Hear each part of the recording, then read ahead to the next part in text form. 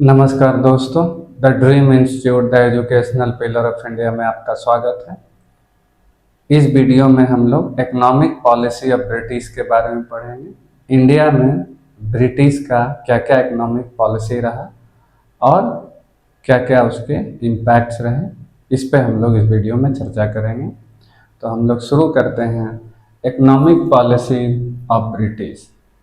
British का economic policy क्या रहा इंडिया में, इस पे हम लोग चर्चा करेंगे इस वीडियो में।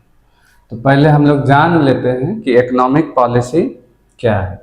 तो इकोनॉमिक पॉलिसी सबसे पहले ब्रिटेन जो चाहता था, ट्रांसफॉर्म करना चाहता था इंडियन इकोनॉमी को इनटू कॉलोनियल इकोनॉमी में। फुल्ली वो व्यापार, ट्रेड, कॉमर्स पे निर्भर कराना चाहता था इंडियन इकोनॉमी को।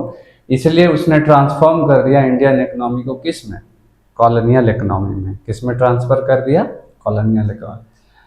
और इसको 3 फेज में हम लोग पढ़ सकते हैं डिवाइड करके। ये जो इंडियन इकोनॉमी में जो ब्रिटिश का क्या क्या नियम्स आए, रूल्स आए, उसको हम लोग 3 फेज में पढ़ सकते हैं।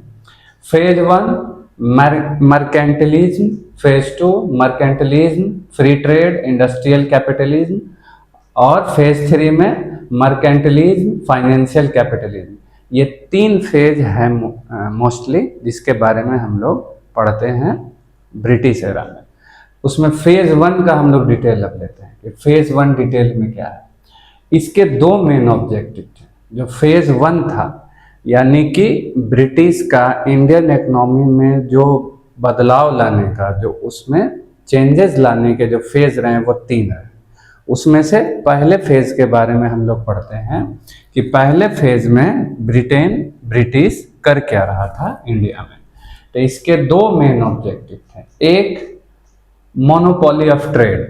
पहला फेज में ब्रिटिश का ये ऑब्जेक्टिव था, मेन ऑब्जेक्टिव, कि मोनोपोली बना रहे ट्रेड के मामले में, यानी कि इंडिया में इकलौता सिर्फ ब्रिटेन ही व्यापार करे, ये इसकी मंशा थी शुरुआती फेज में। दूसरा जो मेन ऑब्जेक्टिव था, टेक ओवर गवर्नमेंटल रेवेन्यू।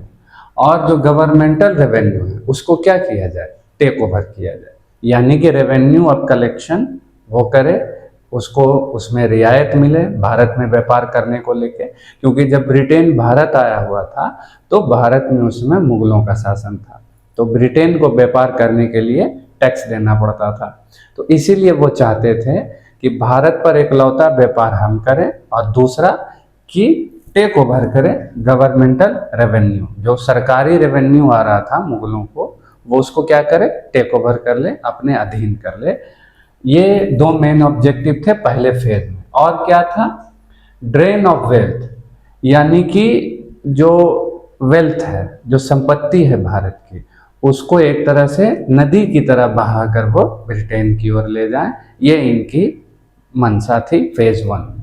तो और increase export of Indian textile. और इंडियन टेक्सटाइल को क्या किया जाए, एक्सपोर्ट को क्या किया जाए, बढ़ाया जाए। यानी भारत में जो वस्तु है उसको एक्सपोर्ट करके कहाँ लेके जाया जाए, ब्रिटेन में लेके जाया जाए।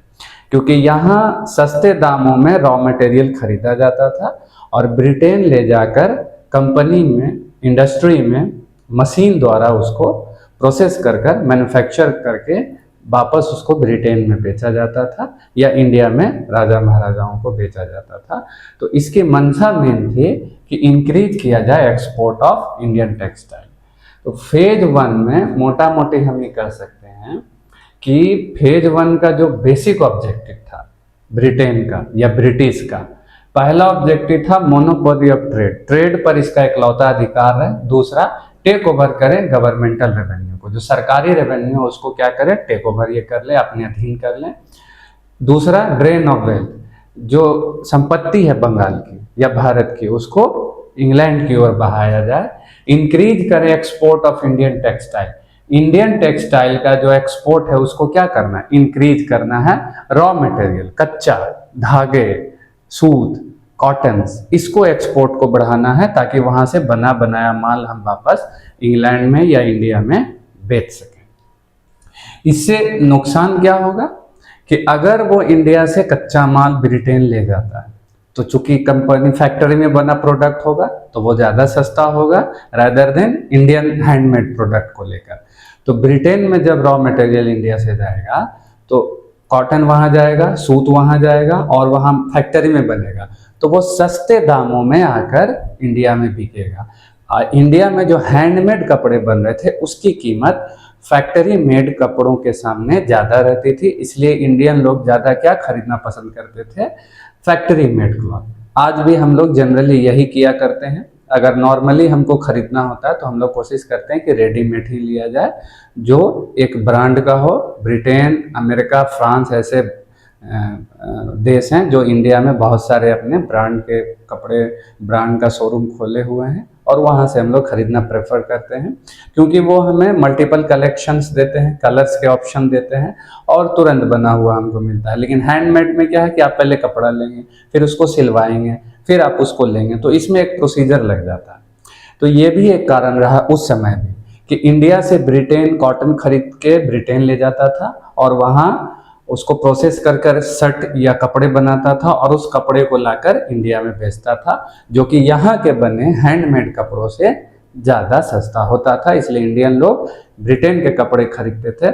उससे नुकसान क्या हुआ हमारा कि हमारी जो लोकल इंडस्ट्री थी, जो छोटे छोटे कारीगर जो थे, जो कपड़े बनाते थे, उनका इंडस्ट्री क्या हो गया, खराब हो गया, बर्बाद हो गया और वो लोग दूसरे काम में लग गए, खेती में लग गए या मजदूर बन गए।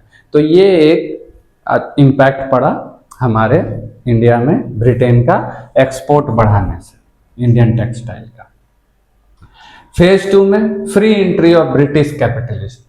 फेज 2 में ब्रिटिश कैपिटलिस्ट को फ्री एंट्री दी गई है ताकि वो क्या किया, टी को डेवलप करें, कॉफ़ी को डेवलप करें, इंडिगो को डेवलप करें, ट्रेड को करें, ट्रांसपोर्ट को करें, माइनिंग को करें और मॉडर्न इंडस्ट्री करें। यानी कि फर्स्ट फेज में जो ब्रिटेन यानी जो ब्रिटिश ईस्ट इंडिया कंपनी थी वो मोनोपोली बनाई हुई थी। सेकेंड फेज में ऐसा नहीं रहा, क्योंकि सेकेंड फेज में फ्री एंट्री हो गया और British capitalist to develop tea garden, coffee, indigo, ये सारी चीज़ों पे व्यापार करने के लिए ब्रिटिश कैपिटलिस्ट को भी क्या दिया गया, इजाज़त दी गई सेकेंड फेज वाले इकोनॉमिक पॉलिसी में। ये इसमें टी को, कॉफ़ी को, इंडिगो को, ट्रेड को, ट्रांसपोर्ट को और माइनिंग को और मॉडर्न इंडस्ट्री को, अगर इसको हम ऐसे समझे कुल मिलाकर, तो ये उस समय का दौर चल रहा है जब 1813 का चार्टर एक्ट आता है, जिसमें ब्रिटेन जो है वो ब्रिटिश ईस्ट इंडिया कंपनी को सिर्फ चीन के साथ व्यापार और चाय का व्यापार, इसको लेकर मोनोपोली देता है और बाकी सारे कॉटन हो या और भी तरह के जो व्यापार है मसालों का, वो फ्री कर देता है कि कोई भी ब्रिटिश कैपिटलिस्ट आकर व्यापार कर सकता है, अगर हम इसको ऐसे समझे तो। मॉडर्न इंडस्ट्री, ये सारे इंडस्ट्री में क्या हो गया, सेकेंड फेज में व्यापार। अब देखेंगे जब हम तीनों फेज पढ़ेंगे तब हम इस चीज़ को एनालाइज करेंगे कि तीनों फेज में सिर्फ एक ही मंशा रही है ब्रिटेन की कि इंडिया से कैसे पैसा ब्रिटेन ले जाया जाए, यही इसकी मंशा रही। इसमें भी ये भी मंशा रही है इसकी, इस समय भी सेकेंड फेज में जो सब लोगों को ये अधिकार दिया गया, सारे ब्रिटिश कैपिटलिस्ट को, कि वो लोग अपना डेवलप कर सकते हैं, टी गार्डन, कॉफ़ी, इंडिगो, ये सारा डेवलप कर सकते हैं। तो ये भी एक मंशा थी कि सारे लोगों को, सारे ब्रिटिशर को इसका फायदा हो, सिर्फ कंपनी को ही ना हो। इंट्रोड्यूस इन एग्रीकल्चर, और सेकेंड फेज में ही परमानेंट सेटलमेंट और रैयतवाड़ी सिस्टम, इसको इंट्रोड्यूस किया गया ब्रिटेन द्वारा, जो कि खेती से संबंधित था। क्योंकि ब्रिटेन शुरू में आया तो वो कपड़ों के व्यापार में संलिप्त था, लेकिन जैसे धीरे धीरे सेकेंड फेज का दौर आया तो बहुत सारी कंपनियां या जो मर्चेंट्स थे, जो व्यापारी थे, वो ब्रिटेन के इंडिया आए और अपना व्यापार करने लगे। तो अब कंपनी को एक नए तरीके की तलाश थी जिससे रेवेन्यू ज़्यादा जनरेट किया जा सके। तो इसीलिए परमानेंट सेटलमेंट और रैयतवाड़ी सिस्टम, दो मेजर सिस्टम लाए गए। बाद में और भी है, महालवाड़ी है, तालुकेदारी सिस्टम, वो लोग हम लोग देखेंगे, लेकिन ये दो मेजर सिस्टम जो कंपनी उस समय लाता है और रेवेन्यू जनरेट करने के लिए इंडिया से। Taxation and the burden of the peasant rose sharply due to the economic transformation and the costly administration। Company का जो इकोनॉमिक ट्रांसफॉर्मेशन था और कॉस्टली एडमिनिस्ट्रेशन था, जिसके कारण टैक्सेशन और बर्डन जो था पीजेंट पर, वो क्या हो गया, तेजी से बढ़ता चला गया। जब कंपनी शासन कर रही थी और जब सेटलमेंट्स आ रहे थे लैंड रिफॉर्म्स के, तो कंपनी का जो एडमिनिस्ट्रेशन इतना कॉस्टली था, इतने आलीशान तरीके से रहती थी कंपनी, और प्लस यहाँ जो लोकल खेत जो लैंड होल्डर्स थे, लैंडलॉर्ड्स थे, उस पर ध्यान नहीं देती थी, सिर्फ रेवेन्यू जनरेट करना था, जिससे स्थिति और गंभीर हो गई है। फेज 3 में era of the foreign investment. अब फेज 3 में क्या हुआ कि अब सारे लोग आने लगे, सिर्फ ब्रिटिश ईस्ट इंडिया कंपनी नहीं, बाकी और यूरोप से कहीं कहीं से इंडिविजुअल कोई कंपनी आकर व्यापार आके यहाँ करने लगे। Era of the foreign investment ये बढ़ गया, इंटरनेशनल कंपटीशन भी बढ़ गया। अब ब्रिटिश ईस्ट इंडिया कंपनी के हाथ से सारी ताकतें, मोनोपोली चली गई थी। अब उसको कंपटीशन करना था मर्चेंट से, व्यापारियों से और छोटी मोटी कंपनियों से, या खुद ब्रिटेन के ही कैपिटलिस्ट से। इसमें यूरोप, यूनाइटेड स्टेट और जापान बढ़ चढ़ कर हिस्सा लेने लगा। ये जो कंपटीशन शुरू हो गया फेज 3 में। तीनों कंडीशन में यही हुआ है कि बस ब्रिटेन या यूरोप, इंडिया से सिर्फ एक ही काम हुआ है कि यहाँ की संपत्ति को उठाकर ब्रिटेन, अमेरिका, जापान, इस सब जगहों पे ले जाया गया। तो ये कुल मिलाकर हम लोग 3 फेज में ही लोग इसमें पढ़ते हैं कि ब्रिटिश का भारत इंडियन इकोनॉमी पे कैसे कैसे प्रभाव पड़ा। फर्स्ट फेज में हम लोग देखें, फर्स्ट फेज में, दूसरे फेज में, सेकेंड फेज में और थर्ड फेज में, 3 फेज के रूप में हम लोग इसको पढ़े हैं। क्या क्या इम्पैक्ट रहा ब्रिटेन का। फेज 1 मर्केंटलिज्म यानी व्यापारिक गतिविधि। Phase 2 free trade, industrial capitalist, अब कैपिटलिस्ट भी आके व्यापार करने लगे। और फेज 3 फाइनेंशियल कैपिटलिस्ट, यानी कि अब पैसे इन्वेस्ट करने लगे। अब यहाँ पैसा क्या हो रहा है, इन्वेस्ट हो रहा है। फेज 1 को डिटेल में पढ़ें। 2 major objective, monopoly of trade किसका, ब्रिटिश ईस्ट इंडिया कंपनी का, टेक ओवर गवर्नमेंटल रेवेन्यू, और जो सरकारी रेवेन्यू था उसको टेक ओवर करने की मंशा रही फेज 1 में। ड्रेन ऑफ वेल्थ, बंगाल को धन का कटोरा कहा जाता था, उसमें छेद कर कर सारे धन ड्रेन करके कहाँ लेके गया, Britain. Increase export of Indian textile, Indian textile के एक्सपोर्ट को क्या किया गया, इंक्रीज किया गया। Phase 2 free entry of the British capitalist to develop tea garden, coffee garden, indigo garden. इसमें क्या हो गया कि ब्रिटिश कैपिटलिस्ट को ये आज़ादी दी गई कि आप इंडिया आइए और यहाँ टी गार्डन, कॉफी गार्डन, यानी कि नॉर्मल व्यापारी भी आके भारत पर अब व्यापार कर सकते हैं। ट्रांसपोर्ट में काम करिए, माइनिंग में काम करिए, मॉडर्न इंडस्ट्री लगाइए, आपको ये आज़ादी है। फेज 3 में इन्वेस्टमेंट होने लगे। फेज 2 में ही परमानेंट सेटलमेंट, रैयतवाड़ी से सिस्टम। इसके कारण क्या हो रहा है, बर्डन बढ़ गया। टैक्सेशन और बर्डन के कारण पीजेंट क्या हो गया, peasant rose sharply due to the economic transformation and the costly administration. तो टैक्सेशन और बर्डन बढ़ जाता है यहाँ के पीजेंट पर, क्योंकि 2 सिस्टम हम लोग पहले ही देख चुके हैं, परमानेंट और रैयतवाड़ी सिस्टम दोनों लगा दिया गया, और एडमिनिस्ट्रेशन के कारण भी उसके ऊपर बर्डन बढ़ गया। फेज 3 में हमने देखा कि era of the foreign investment, अब पैसा बाहर से इंडिया में इन्वेस्ट किया जाएगा ताकि यहाँ से और रेवेन्यू जनरेट किया जा सके। इंटरनेशनल कंपटीशन भी बढ़ गया ब्रिटिश ईस्ट इंडिया कंपनी का, अब ये अकेली नहीं रही, और भी बहुत सारे लोग आ गए। Britain industrial supremacy was challenge, और ब्रिटेन का जो इंडस्ट्रियल सुपरमेसी था उसको चैलेंज किया गया यूरोप द्वारा, यूनाइटेड स्टेट द्वारा और जापान द्वारा, इस सब के द्वारा चैलेंज किया गया। Strengthening of the colonial rule over India was the mean to keep out the rebels as well as attract British capitalist to India and provide it security. ये जो कॉलोनी रूल का जो इंडिया में बढ़ावा मिला, जो भारत में कॉलोनी रूल बढ़ता गया इंडिया में, जिसके कारण ब्रिटेन के बहुत सारे कैपिटलिस्ट को, बहुत सारे व्यापारिक वर्ग को इंडिया ने अट्रैक्ट किया कि यहाँ आकर इन्वेस्ट करने से ज़्यादा इनकम होता है, ज़्यादा फायदा होता है, इसलिए वे लोग अट्रैक्ट हुए हैं और भारत में आकर क्या करने लगे, ट्रेड करने लगे। यहाँ तक कि ये इतना प्रॉफिटेबल हो गया था इंडिया में इन्वेस्ट करना या इंडिया में व्यापार करना कि कुछ सरकारी कर्मचारी ब्रिटेन के वो अपनी नौकरियों से इस्तीफा देकर, त्याग पत्र देकर इंडिया में इंडिगो की, कॉफ़ी की और टी की गार्डनिंग करने लगे, जिससे काफ़ी मुनाफा कमा के वो इंडिया वापस ब्रिटेन लौटे। ब्रिटिश कैपिटलिस्ट गोट इन्वेस्टेड, जो ब्रिटिश कैपिटलिस्ट है अब कहाँ इन्वेस्ट कर रहे हैं? रेल में। लोन्स दे रहे हैं, कंपनी को लोन दे रहे हैं वो कि तुम और व्यापार करो, हम तुमको इन्वेस्टमेंट कर रहे हैं कंपनी में, ट्रेड कर रहे हैं, प्लांटेशन कर रहे हैं इंडिगो की, टी की, कॉफ़ी की, कोल माइनिंग कर रहे हैं, जूट मिल्स लगा रहे हैं, जूट कपड़े यहाँ से ले जा रहे हैं ब्रिटेन, शिपिंग कर रहे हैं, ट्रांसपोर्टेशन पानी वाला, बैंक खोले बैठे हैं। ये सारी व्यवस्थाएं अब इन्वेस्ट किया जा रहा है ब्रिटेन की तरह इन सबों में, ताकि और रेवेन्यू जनरेट किया जा सके यहाँ से। लैंड रेवेन्यू सिस्टम, तो ये तो हम लोगों ने 3 फेज यहाँ से पढ़ा। अब हम लोग लैंड रेवेन्यू सिस्टम को पढ़ लेते हैं। Land revenue system permanent settlement पहला, ये 1793 में कब आया? Permanent settlement 1793, permanent settlement 1793।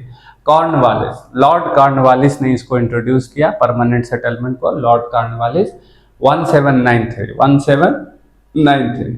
इसका जो एरिया रहा वो बंगाल, बिहार, उड़ीसा, बनारस का कुछ भाग और मद्रास का ईस्टर्न पार्ट, ये सारा जो इलाका है यहाँ पर परमानेंट सेटलमेंट ब्रिटेन ने लागू किया, ब्रिटिश ईस्ट इंडिया कंपनी ने। 1793 का समय है, उस समय लॉर्ड कॉर्नवालिस द्वारा इसे लागू किया गया 1793 में। जो रूल्स, ये रूल्स क्या थे? Zamindar were recognise as the permanent owner of land. अब क्या किया जाने लगा कि एक आदमी को पकड़कर उस इलाके की पूरी जमींदारी दे दी गई। तो ये परमानेंट सेटलमेंट में लॉर्ड कॉर्नवालिस ने 1793 में इसको लागू किया। And acted as the agent of government, और उसको क्या बनाया गया? ब्रिटिश ईस्ट इंडिया कंपनी का एजेंट के रूप में उसको नियुक्त किया गया कि इस एरिया का रेवेन्यू आप कलेक्ट करेंगे एक तरह से। और सिस्टम क्या था उसमें कि जो कंपनी थी वो 11th भाग में से 10 भाग खुद रखती थी कंपनी, और जो जमींदार थे वो 1 भाग रखते थे। जिनको बनाया गया था, जो मालिक थे, जो लैंड होल्डर बने, जो लैंड लॉर्ड बने, उनको यह कहा गया कि आप 11 में से 1 भाग रखेंगे और 11 में से 10 भाग कंपनी लेगी। ये फिक्स था। अब इसमें दिक्कत क्या मिली? कंपनी का तो फिक्स है 11 में 10 भाग हम लेंगे, और जमींदार को फिक्स है कि 11 में 1 भाग मिलेगा।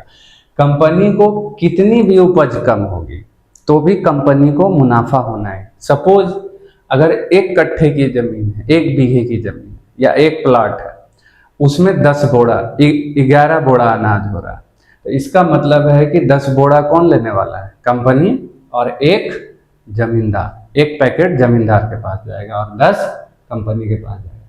अगर किसी दिन सपोज किसी वर्ष अनाज कम उगा है, तो यानी कि जो 10 पैकेट का जो प्रोडक्ट है, अब वो उसको 10 ही मिलेगा रेशियो में, लेकिन क्वांटिटी कम हो जाएगी, 9 पैकेट के बराबर रह जाएगा, तो भी कंपनी को बहुत नुकसान नहीं हो रहा है। लेकिन जमींदार 1 ही पैकेट रख रहा था।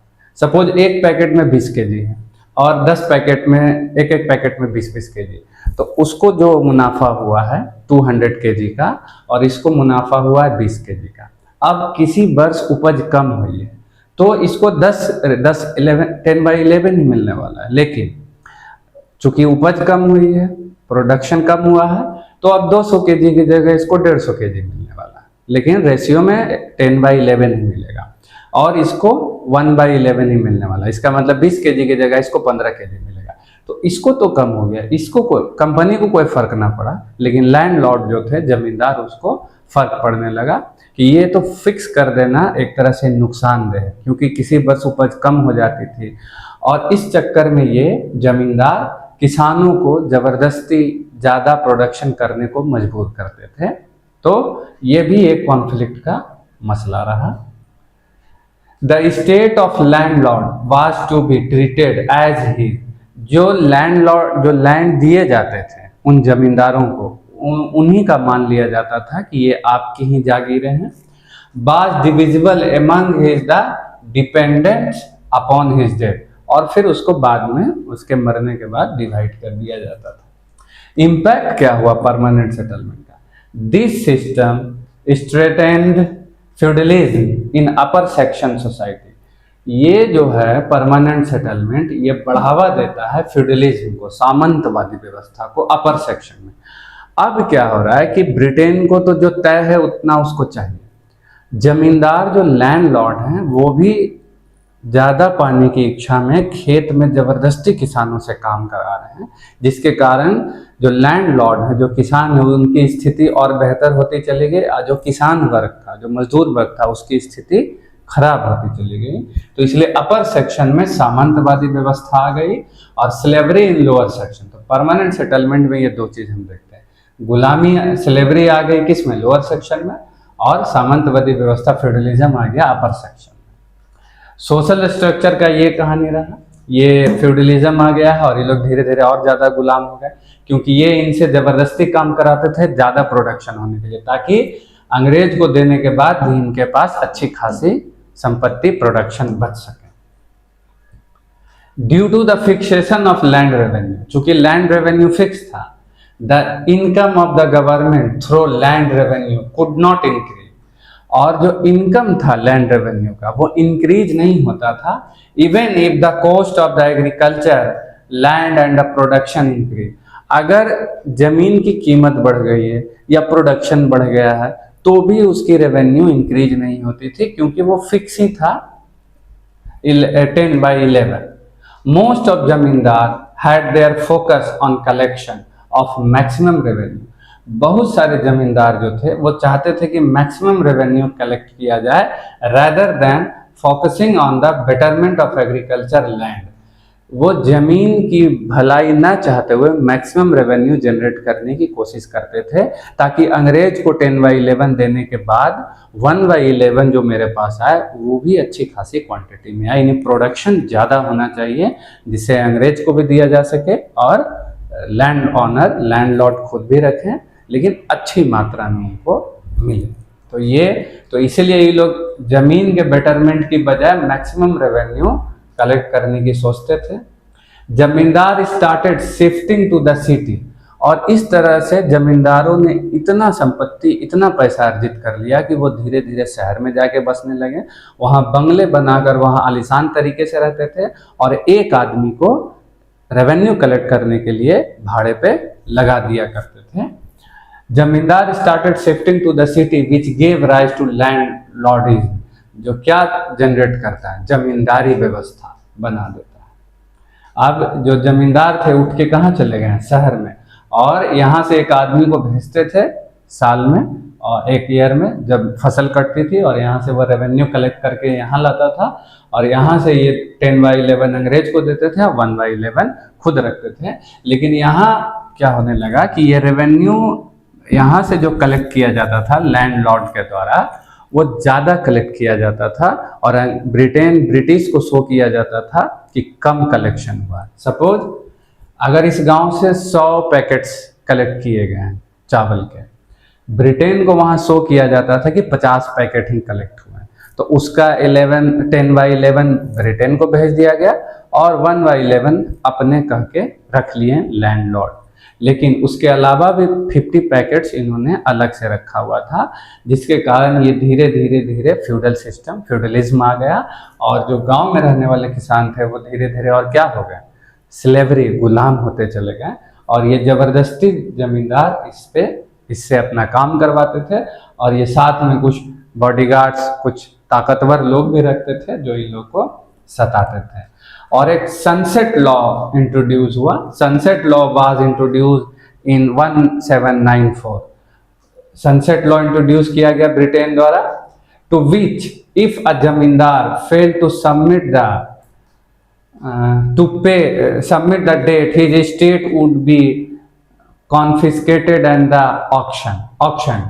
इसमें सनसेट लॉ में क्या कहानी थी कि अगर कोई जमींदार सही वक्त पर अपना टैक्स जो है वो जमा करने में सामर्थ्य नहीं है, अगर वो फेल हो जाता है उसका तारीख, तो वो तय की जाती थी कि सूरज ढलते के साथ ही तुम्हारी जमींदारी क्या कर दी जाएगी, नीलाम कर दी जाएगी।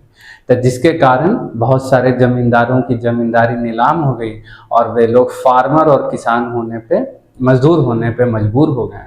अब वो मजदूरी करने लगे और बहुत सारे जमींदार अच्छा खासा रुपया कमाकर सिटी में सेटल हो गए। तो ये हम इसलिए पढ़ रहे हैं कि ये जो लैंड रिफॉर्म है, ये जो इकोनॉमिक पॉलिसीज है ब्रिटेन की, यही आगे चलकर रिवोल्ट्स में बदलेंगे, फिर आगे चलकर इंडिपेंडेंट का जो मूवमेंट रहेगा उसमें शामिल मर्ज हो जाएगा। कोई भी व्यवस्था होगी, कुछ भी लड़ाई होगी, घर की लड़ाई हो, बाहर की लड़ाई हो, पड़ोसी से हो, देश में हो, अपने लोगों में हो, उसका एक और एक कारण है, वो है इकोनॉमी। इस बात को ध्यान में रखा जाए कि ये जो सनसेट लॉ है वह इंट्रोड्यूस किया गया है 1794, to which if a zamindar fail to submit the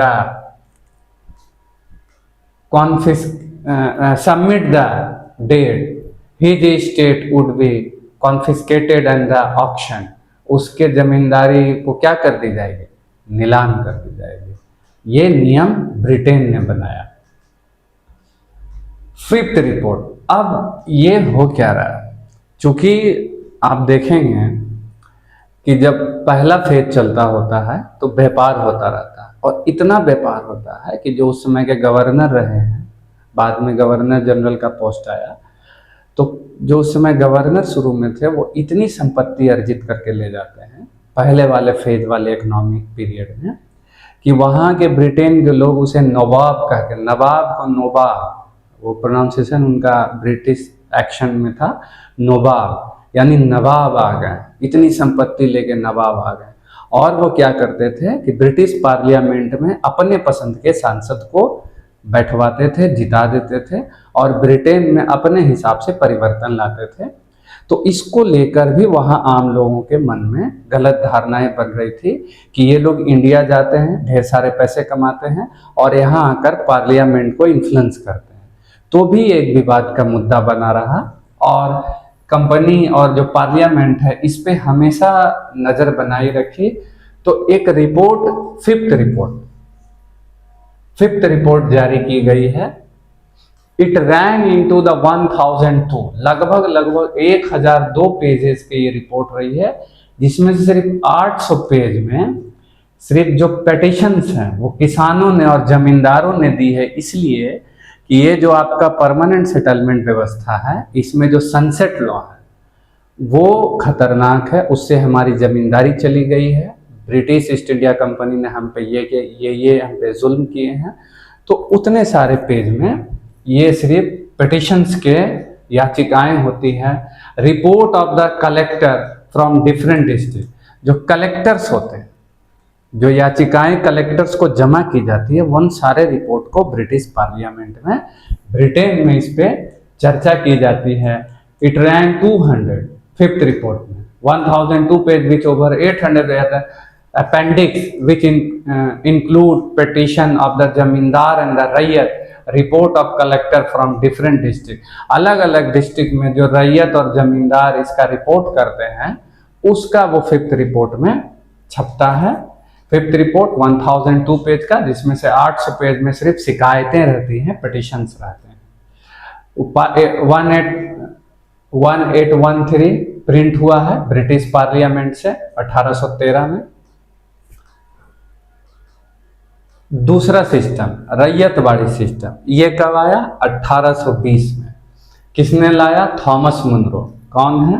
Thomas Munro. पहला लॉर्ड कॉर्नवालिस परमानेंट, और ये थॉमस मुनरो रैयतवाड़ी सिस्टम। ये कैप्टन रीड, थॉमस मुनरो और कैप्टन रीड मिलकर लाते हैं। इसमें इंट्रोड्यूस करते हैं टेरिटरीज ऑफ द कंपनी। इसको इंट्रोड्यूस करेंगे सिर्फ कंपनी के टेरिटरी में, जो कंपनी ने अभी तक अपनी टेरिटरी बना रखी है वहां इसको इंट्रोड्यूस किया जाता है। Ryot were recognise as owner of the land and they cultivated and the was to be collected directly from them. इसमें जो रैयत वर रिकॉग्नाइज ऑनर, जो रैयत जिनको बनाया गया, जो रैयत थे उनको उसका मालिक बनाया गया, और डायरेक्ट जो रेवेन्यू है वो उन्हीं से, रैयत से ही कलेक्ट किया जाने लगा ब्रिटेन द्वारा। द फार्मर हैड टू पे रेवेन्यू बिटवीन 45% टू 55%। फार्मर को 45% से लेकर 55% के बीच में रेवेन्यू पे करने को कहा गया। The system was revise and the improve by the company इन 1836। और 1836 में इसमें कुछ परिवर्तन किए जाते हैं विनगेट द्वारा और गोल्ड स्मिथ द्वारा, दोनों द्वारा इसको क्या किए जाते हैं, कुछ चेंजेस किए जाते। Revenue was not fix, revenue जो था वो फिक्स नहीं था। So that government can increase revenue in case of the more production. Revenue fix नहीं था तो government increase revenue in case of more production. अगर ज़्यादा खेती हो जाती है तो जो गवर्नमेंट है वो रेवेन्यू को क्या कर सकता है, इंक्रीज कर सकता है। Settlement was not fix and the could be revise between 20 to 30 year. और ये जो रैयतवाड़ी व्यवस्था थी इसमें सेटलमेंट फिक्स नहीं था, तो इसको 20 से 30 बरस के बीच में क्या किया जाता था, फिर से रिवाइज किया जाता था और इसमें बदलाव या बढ़ाया जाता था। When the revenue demand was usually. Mahalwari system अगला 1822 Holt Mackenzie, Mahalwari Holt Mackenzie area 30% of British India. British India का 30% महालवाड़ी सिस्टम है, उसमें डाला गया। जैसे part of central India, Punjab, Ganga और नॉर्थ वेस्ट प्रोविंस, इन सबों पर महालवाड़ी सिस्टम को इंट्रोड्यूस किया गया था।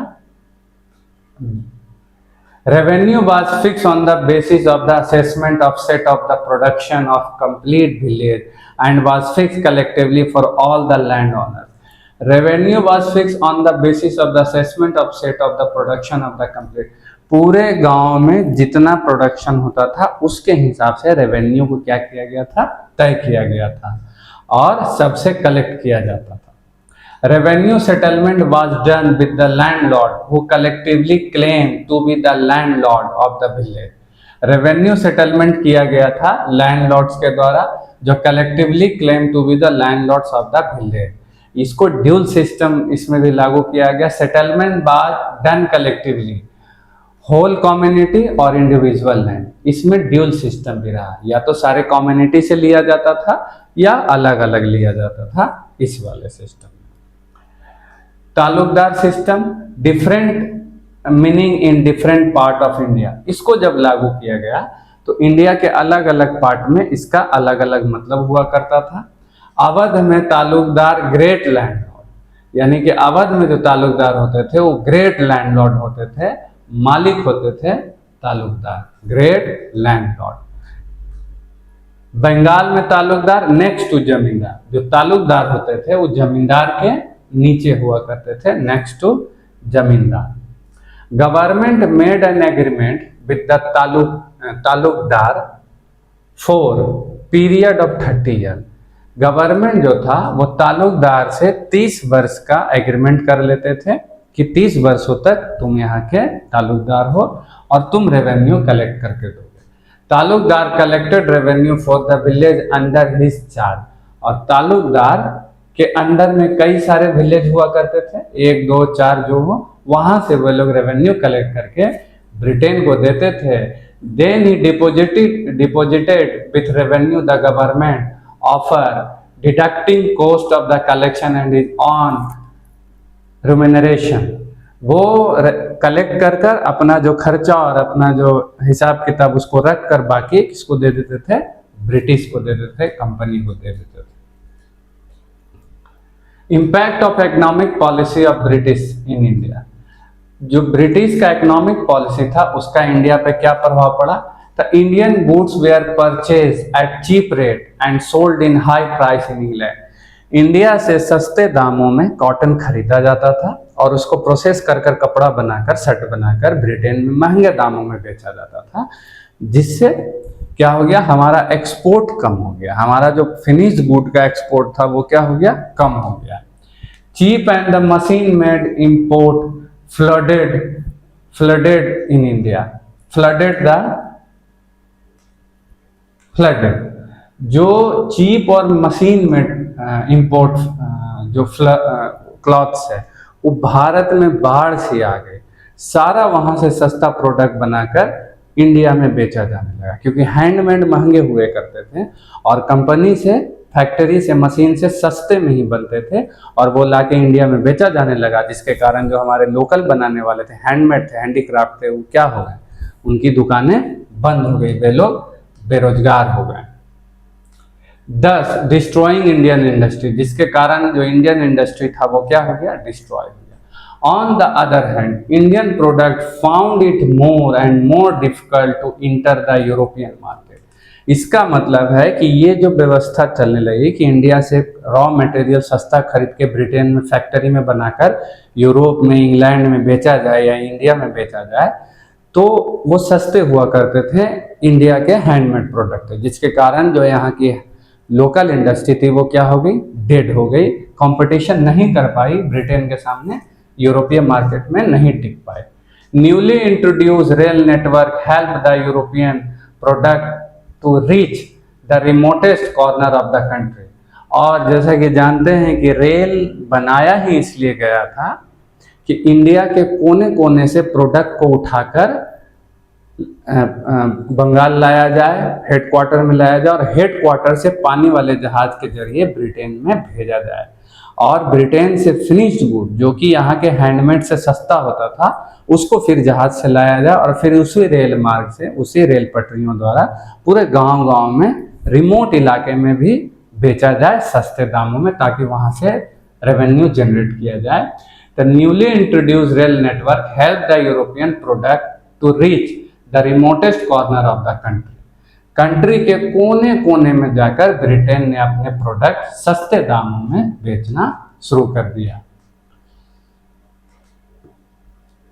चार्टर एक्ट ऑफ 1830, ये क्या है, तो allow one way free trade of the British citizen. हम लोग देखे थे कि ब्रिटिश सिटीजन को व्यापार करने के लिए वन वे रास्ता देता है, यानी कि अगर कोई ब्रिटेन का आदमी अगर ट्रेड करता है तो उसको टैक्स देने की आवश्यकता नहीं है। Allow one way free trade of the British citizen, the loss of traditional livelihood was not accompanied by process of industrialisation in India. ये loss of the traditional livelihood, पुरानी व्यवस्था को इसके कारण लॉस हो जाता है, क्योंकि कोई भी अगर ब्रिटिश का आदमी भारत में आकर प्रोडक्ट बेचता है तो उसको टैक्स देने की जरूरत नहीं है, लेकिन कोई भी भारतीय आदमी ब्रिटेन जाके अपना प्रोडक्ट बेचेगा तो उसको टैक्स देना पड़ेगा। ये रूल इसने लगाया, जिसके कारण हमारा ट्रेडिशनल लाइवलीहुड क्या हो गया, बर्बाद हो गया। Was not accompanied by process of industrialisation in India, और जो industrialisation by process of was not accompanied by process of in India, क्योंकि भारत में इंडस्ट्रियलाइजेशन का कोई ऐसा स्कोप नहीं था, हैंडमेड ही कपड़े बनते थे, जिसके कारण यहाँ की जो इंडस्ट्री है वो क्या हो गई, ध्वस्त हो गई। 1815 में half of the total land in Bengal had passed into new hand, और इतनी संपत्ति खरीद ली गई, इतना व्यापार कर लिया गया ब्रिटेन द्वारा कि 1815 आते आते बंगाल की आधी सी जो जमीन है वो नए लोगों ने खरीद ली, यानी मर्चेंट्स ने और मनी लेंडर्स ने, जो व्यापारी थे और जो कर्जा देने वाले थे, उनके अधीन वो सारी जमीनें चले गई। Increase in number of intermediaries to be paid gave rise to absent landlord, और इस कारण क्या हो गया कि जो जमींदारी आ गई, जमीन खरीदने लगे, तो लैंडलॉर्डिज्म क्या हो गया, इंक्रीज कर गया, यानी कि बीच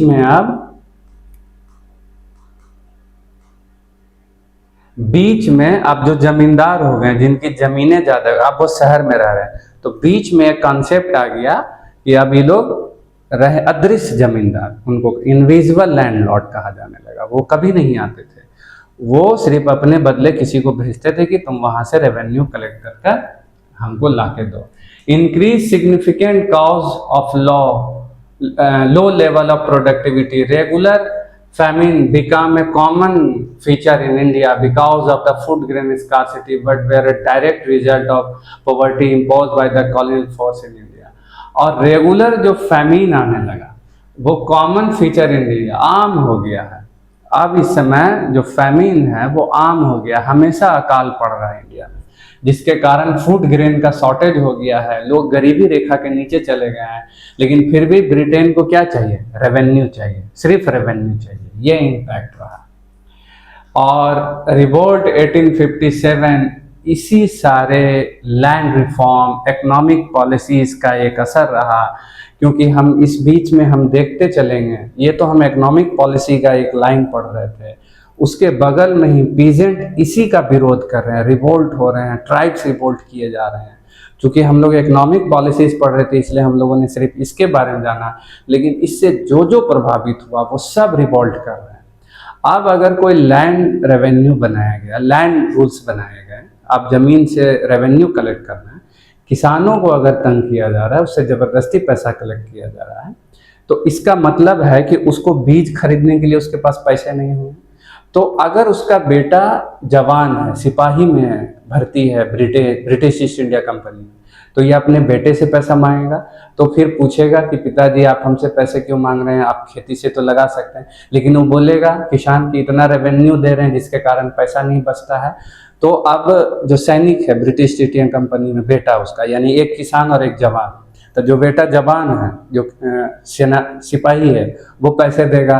और फिर उधर सेना की भी सैलरी इंक्रीज नहीं हो पा रही है, जिसके कारण बेटा और बाप, यानी बाप किसान बेटा जवान, यानी फोर्स में, वो दोनों ब्रिटेन से नाराज हो जाएगा। अब वो धीरे धीरे धीरे धीरे धीरे जमा होगा, ट्राइब्स का, किसान का, सिपोही का, सिपाही का, और ये सब आके कहाँ टकराएगा? 1857 में। कहाँ टकराएगा?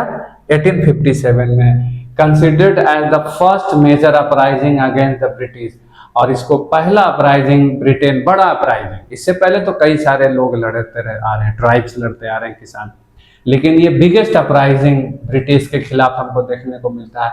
There was a building resentment against the British rule. ये पहला एक तरह से पाइलिंग का काम किया, पिलर्स के काम किए, जो आगे चलकर हम लोगों ने इंडिपेंडेंट का रिवोल्ट किया, हम लोगों ने उसका विद्रोह किया, विरोध किया। Erosion of the traditional form of the authority and the increase economic pressure were two basic reason for the uprising.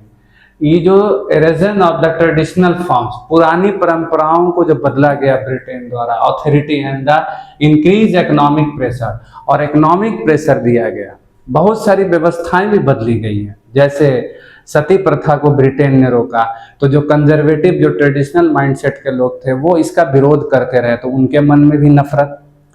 किसानों से ज़्यादा रेवेन्यू कलेक्ट कर रहा था, किसानों के मन में भी नफरत। जो सिपाही हैं, जो सैनिक हैं, उसका सैलरी भी नहीं बढ़ा रहा है, तो सैनिकों के मन में भी नफरत। और जो ट्राइब्स हैं, उनमें कई सारे फॉरेस्ट रूल लगा दिए गए, तो उनके भी मन में नफरत। वो सारे लाइंस धीरे धीरे धीरे धीरे आकर 1857 में मिलते हैं, और ब्रिटेन के खिलाफ एक बड़ा अपराइजिंग होता है, एक बड़ा रिवोल्ट होता है। तो इरेजन ऑफ द ट्रेडिशनल फॉर्म, परंपराओं को रोका गया और इकोनॉमिक बर्डन को बढ़ाया गया, जिसके कारण भी 1857 का रिवोल्ट हम लोग देखते हैं। तो 1857 का जो रिवेलियंस है वो civilians and the peasant uprising और ट्राइबल मूवमेंट के कारण ही होता है।